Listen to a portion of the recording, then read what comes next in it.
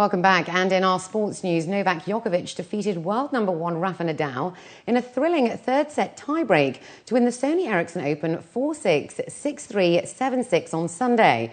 It was a magnificent battle that lived up to its billing as a clash between the sport's top-ranked player and the most in-form competitor on tour at the moment, producing quality, drama and tension throughout. After Serbia's Djokovic fought back to level the match in the second set, there was nothing to separate the pair. Neither player could break serve, but Djokovic produced the big shots when it mattered in the tiebreak, clinching his win with a superb forehand winner. After the two recent wins over the world top-ranked player in Nadal, Djokovic was asked if he thought he could take over the number one spot. Well, look, it's still early to talk about it. I think I had the best start of the season ever, my career, and I will just try to take one tournament at a time. And American Phil Mickelson signalled he was ready to defend his US Masters title by breaking a year-long victory drought with a three-shot win at the Houston Open on Sunday. Mickelson shot a sizzling 7-under par 65 in the final round at the Redstone Golf Club to pull away from compatriots Scott Verplank and Chris Kirk over the back nine and finish with a tournament record-winning total of 20 under par 268. For Mickelson, who put himself into contention on Saturday when he equalled the course record with a 9-under par 63, the victory marked his 39th PGA Tour title. Briton David Horsey beat rider Rhys Davies and South African Jaco van Zyl to win the Hassan II trophy after a dramatic final round of missed putts and a hole-in-one on Sunday. Horsey galloped away from his rivals with a hole-in-one at the par 3 second hole, but the world number 115 faltered on the 18th with a double bogey 6 and carded a 3-under par 69 for a 13-under total of 274. Welshman Davies had a 4-foot putt at the last to retain his title, but ran it past the cup to allow his playing partners into the playoff. Davies missed a birdie putt to win on the first extra hole. On the second extra hole, the 25-year-old Horsey sealed the victory with a birdie, leading final round scores from the Hassan II trophy in Agadir, Morocco on Sunday. A second-half brace from Elenive Bardal inspired Gank to a 2-1 home win over Lokeren in the Belgian Pro League playoffs on Sunday.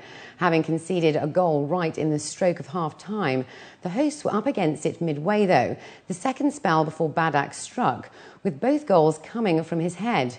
Lokeren had made a bright start to the match with little reward in the opening exchanges, but the visitors broke the deadlock in the 45th minute when Benjamin de Cuellar found an open nil de Pau, who made no mistakes with a diving strike.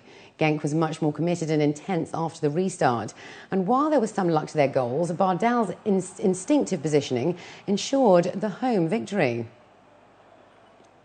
A painting by Zhang Xiaoguang set an auction record for a work by contemporary Chinese artist amid furious bidding at $54.9 million sale by Sotheby's in Hong Kong.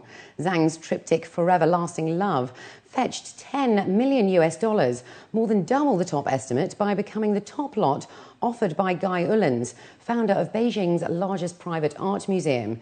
The auction, subtitled The Naissance of Avant-Garde China, is of work made in the 1980s and early 1990s. China overtook the US as the world's biggest auction market for fine art in 2010. The sale is part of a 3,600-lot series, Hong Kong's first major auction of the year, and will show whether rising wealth in China will contribute to drive an increase in demand and prices. And finally this evening, celebrations are continuing after the Cricket World Cup as players at the Indian cricket team attended a tea party hosted by President Pratibha Patil in Mumbai on Sunday evening. The president invited the cricketers for a tea at Raj Bhawan, the official residence of the provincial governor of Maharashtra, after they beat Sri Lanka by 6 wickets to lift the 2011 World Cup on Saturday. Scores of fans came into the streets to cheer the players, despite tight security on the route. Earlier, Patil congratulated the players for winning the coveted trophy after a gap of 28 years. Patil and her Sri Lankan counterpart Mahinda Rajapaksa sat through the final match and cheered for the teams. India last won the World Cup in 1983 when the Kapil Dev-led team lifted the trophy at Lord's Cricket Ground in London after defeating their favourite West Indies. And with that, let's take a look at the international and local weather forecast for tomorrow.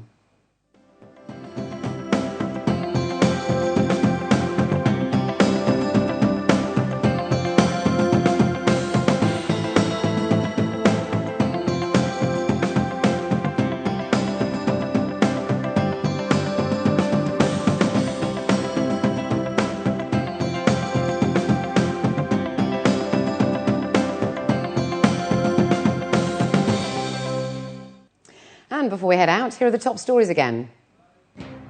Crown Prince of Fujairah inaugurates Fujairah International Business Forum.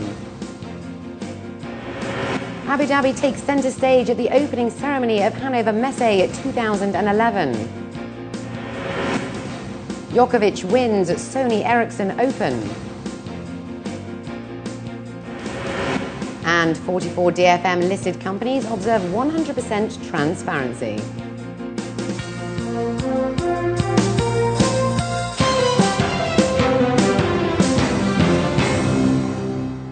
Well, that brings us to the end of the bulletin. As always, we'd love to hear your comments. You can write to us at news@city7tv.com, or why not call us on 04367 2230. And please do join our Facebook page. From the entire news team, it's goodbye for now.